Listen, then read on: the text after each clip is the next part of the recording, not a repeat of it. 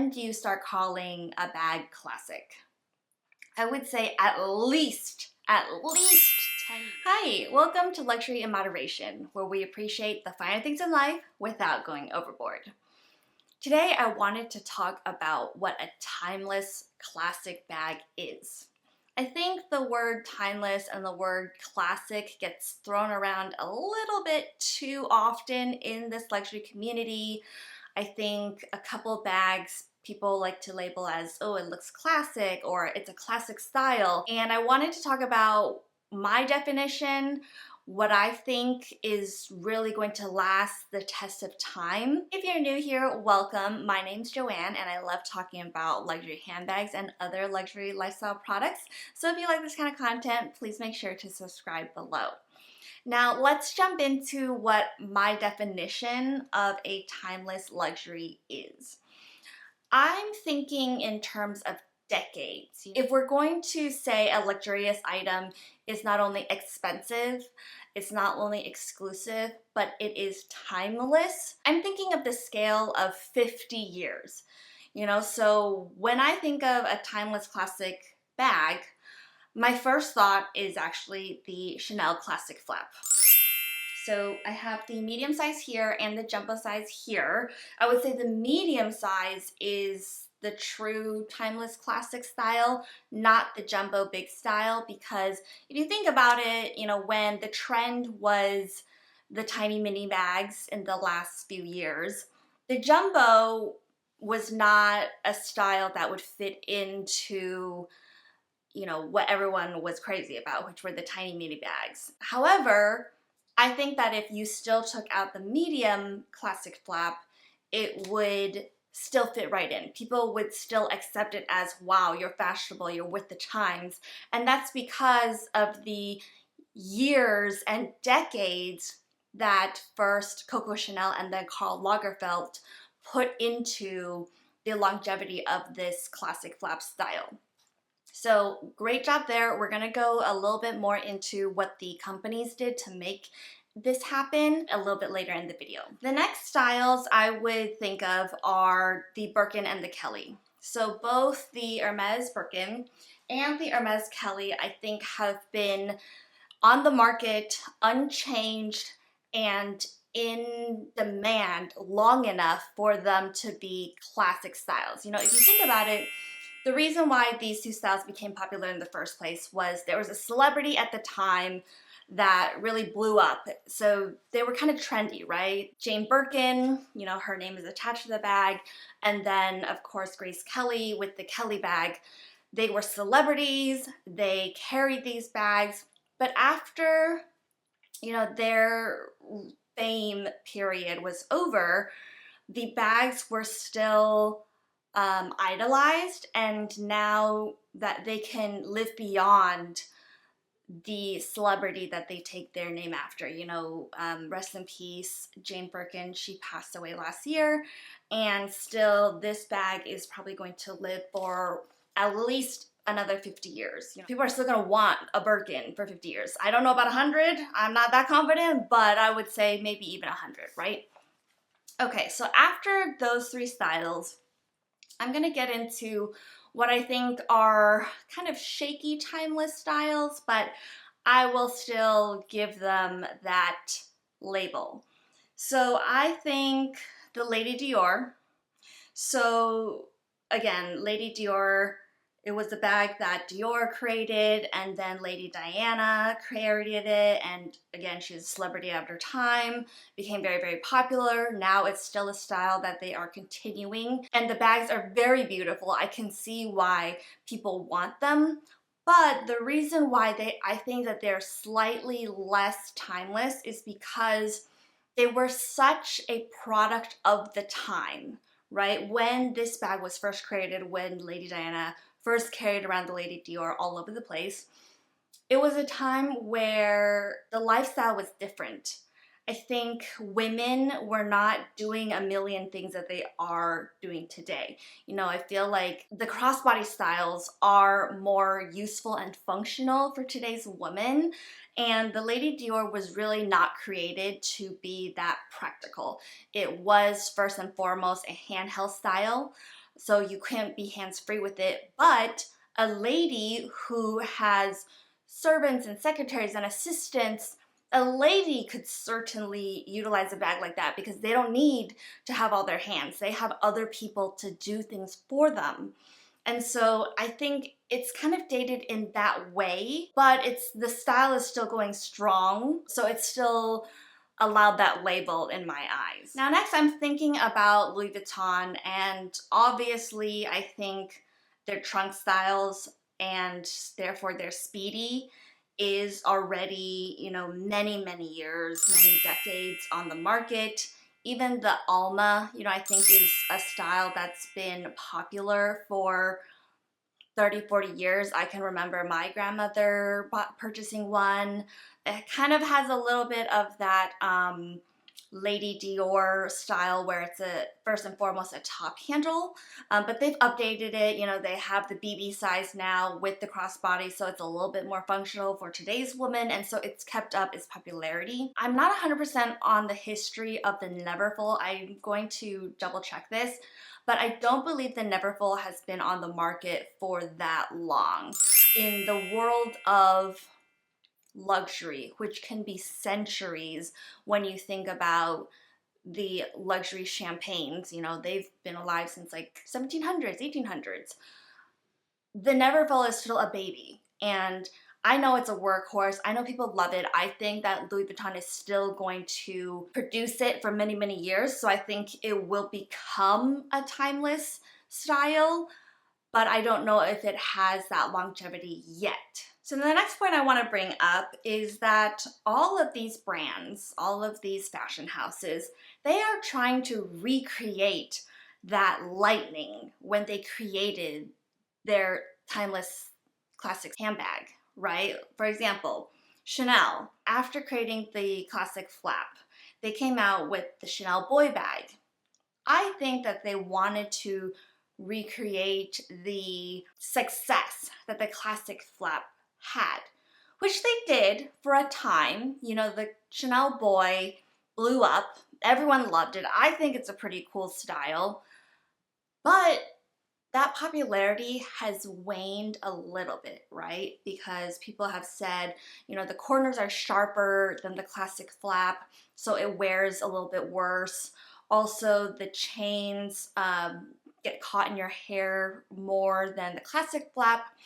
So with the boy bag as an example, I wanted to showcase how when you're trying to recreate the magic of that exceptional piece that, you know, has stood the test of time, that people love over and over, new generations love, they still have to change and update it a little bit, right? The boy bag can't be exactly as the classic flap style because then there would be no difference. So when you tweak perfection, it's going to be less than perfect because you're changing perfection. So it's just so interesting to me how companies, they obviously have to invent newness, they have to have new styles, they have to have new colors, but I feel like they're, again, trying to capture that magic that they did in that one classic timeless style, and it's never going to work because the original style is perfection, and by the fact that you're changing it means that it's not going to be perfection. Continuing on with Chanel, they produced the Chanel 19, and, you know, both the boy and the 19 are continuing to be produced. I think they're still selling it enough for it to make sense in terms of business. But when you now look at the Chanel Gabrielle, I think, you know, they were trying to make the Gabrielle another classic, timeless luxury. And guess what? They've discontinued it now. Same thing I think you can say about the Chanel 22 bag. Because right now, it seems like, oh, that bag is popular. More and more people are buying it. When it first came out, maybe everyone was like, what is this trash bag looking like bag? But now everyone's like, oh, it's functional. Ooh, it's cute. They're making more sizes. They're making more colors. And that could go on for another 5, 10, even 15 years. But does it have 50-year criteria? Will such a bag that looks like that, so simple and yet so expensive, is that going to capture the luxury consumer's attention for 50 years? I don't think so. So when people are starting to call that bag, oh, it's a classic style, I'm like, no, honey, you don't know what you're talking about. It's classic, and it's been, what, 2 years? When do you start calling a bag classic? I would say at least 10 years. And then, like I mentioned, if you're gonna call something timeless, you gotta think in the 50 years. Moving on to Hermes. They've just come out with the Hermes Move bag. I don't know if I'm pronouncing that correctly. It looks really funny to me. The bag looks really funny to me. I honestly don't know why people like it. It kind of looks like a banana to me with a Kelly clasp. I think that Hermes has really tried to, again, recreate that magic of the Kelly and the Birkin by slapping the Kelly clasp on anything. They think that it will sell, and it will. People want that Kelly clasp, but that bag is not going to be worth it in a year, in 2 years, because it's just a seasonal style and you paid so much exorbitant money on it just because it has that Kelly clasp and therefore Hermes prices it higher. I just think that people should look at the price that they're paying for a bag and a style versus how long they think they can actually wear that style without feeling like they are outdated. Sometimes I have bags that I will wear that are not on trend, that are pretty dated, but I love them, so I wear them anyways. That's fine. You do you. If you love the bag and you know you're gonna wear it for the rest of your life, no matter who says it's cute, cool, or not cool, that is great. But I also know that sometimes when I have a bag that was popular a few years ago and it's not that popular anymore, I kind of feel like I'm out of fashion. So let's go back to how these companies actually sabotage themselves when their timeless classic style dies, is not successful.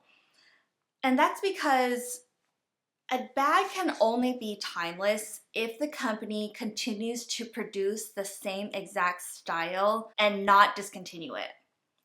But monitoring sales, seeing when sales fall on a style, companies will make the rational decision of discontinuing a style. Now that style is no longer current. Companies, they will update their logo, right? Like Gucci went from their very circular GGs to a vintage GG now. And, the change is kind of shocking. Usually you have to, spend some time to get used to it. But, they're like, oh, we need newness. Maybe it was a new creative director and like, ooh, let's change it up. Let's make it more cool. Let's update it to be more current, modern. So consumers today don't feel like they're buying their mom's Gucci bag. So they changed their logos. Dior did as well. Dior has also changed their embroidery pattern, that oblique pattern. They tweaked it slightly. The dimensions of the D are different. The dimensions of the O are different. And then, of course, every time a new creative director comes in, they want to make their own mark on things. They try to change up all the styles. Recently, this happened with Celine, right? So they got rid of all the old Celine styles, and now they have a new creative director. They're using the Triomphe logo a lot more, which, I like the Triomphe logo. I think it's very beautiful and classy. But maybe when, this creative director gets tired of it, or maybe in 9-10 years, they're like, oh, we need a new creative director. Is that creative director going to be like, oh, wait, let's go into the archives, pick another logo, and get rid of the Triumph logo? So then you see all these companies changing every, 5 to 10 years, right? And 5 to 10 years is a long time, it's not like they're changing every year. But it's several times in one person's lifetime. And so what will be a classic if you know that in 5 to 10 years it's going to change? And then let's talk about the seasonal newness. I'm very conflicted about the seasonal collections because on one hand, I find a lot of them attractive. I adore a lot of the Louis Vuitton seasonal bags.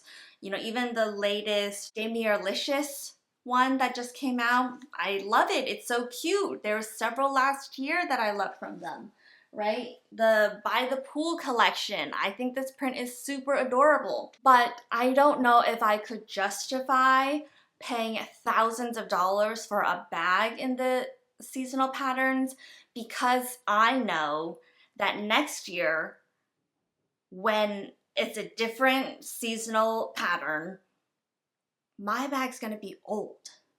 And every time I see another lady on the street with a seasonal pattern, I'm like, oh yeah, that was from 2011. That was from 2014. Like, I know like those years that those bags came out, which is okay, great. Like, you got a bag from there, it's super cute, but I also know that bag is 10 years old.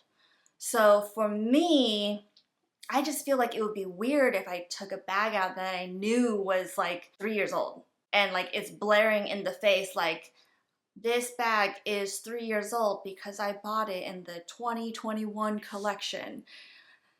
Like, I don't know how I feel about that. And then when Chanel comes out with all these crazy new bags every season, you know, they always have a flat bag. Now there's some with pearls. Now there's some with different clasps. Now there's some with zippers in the back and not back. And like all these different combinations of bags. I'm like, what is even, I can't even tell if a bag is counterfeit or not, because I'm like, did Chanel just come out with that crazy new style for newness, or did a counterfeiter just do a really bad job and they're trying to combine a bunch of old Chanel styles together?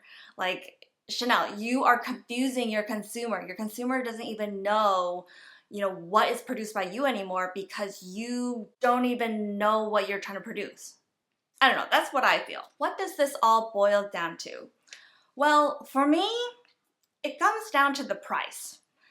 If there was a seasonal LV bag, a seasonal Chanel bag that was $1,000, I'd be like, yeah, that's cute, I'll pay for it. And I won't mind because I'll wear it for, you know, the next 2-3 years and I'll be super happy.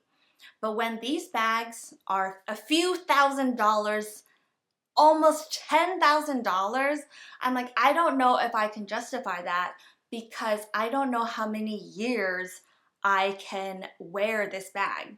So for me, it comes down to the time and cost ratio. I guess that's the best way I can put it. Through my experience, I now know what a bag looks like after it shows wear and tear for a year or 2 years or 3 years.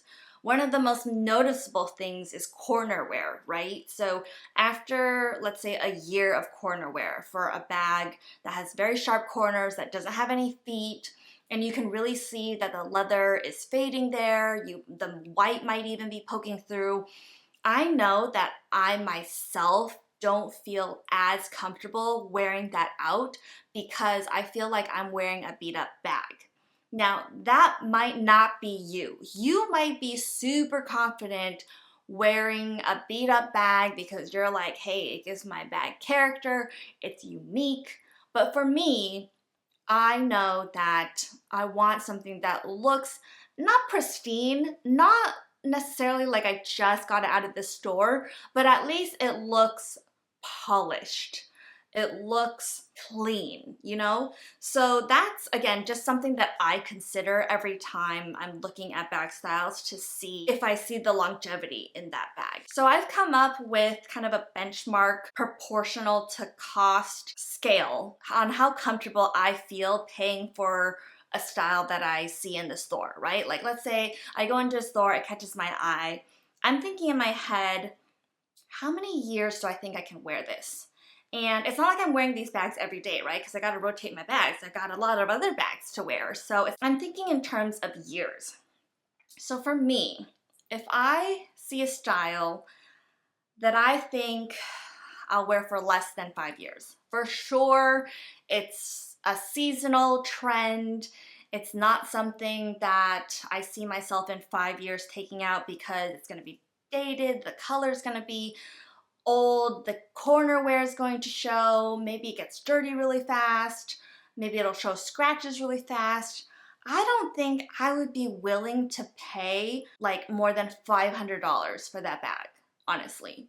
So for that, I'm looking at the contemporary brands. I'm looking at outlet styles. You know, these are the ones that I feel like I can go trendy, I can have fun with the colors, because it's not gonna cost me $1,000. The next tier in that scale is bags that I can see myself wearing for 5 to 10 years. And so for those bags, you know, I'm thinking the Pochette Métis, something like that, where I can definitely see it being a workhorse bag for at least 10 years of my life. I can pay up to $5,000. Up to, and that's on the high end. And then once we get to the styles that I think are truly timeless, are truly classic, that I can wear for the rest of my life, which is going to be much more than 10 years, that is when I would consider paying more than $5,000. So just take my collection as an example so we can kind of solidify what I mean by that scale. The Birkin bag, $10,000. I bought it when I was 31. I think I can carry this style for the rest of my life. You know, for another 30, 40 years, I can carry this bag and it won't seem out of place. Same thing with the classic flap, right? These are the actual timeless classic styles that I know that I could carry for the rest of my life, and I would not feel out of place. And that is why these bags cost more than $5,000 and are in my collection. So now that I've rambled on from my own theory, my own perspective of what I'm willing to pay for the longevity of my bags, I would love to hear what you guys think. You know, do you have this in mind when you're thinking about the bags to buy? Or are you thinking about the cost in a totally different sense, right? You could just think of like, hey, I got money in the bank. I love this seasonal style. I'm gonna buy it. It doesn't matter if I can carry it for 2 years, for 5 years, for 10 years. You might be a kind of person who would love to buy it, wear it for a couple of years, sell it on when you don't love it anymore. That's great if you know that that is the decision you are making. For me, I feel like I've only been able to come up with this gauge on prices after my experience in the luxury handbag market the past, 5 or so years. So I had to go through the buying of, what I feel comfortable with.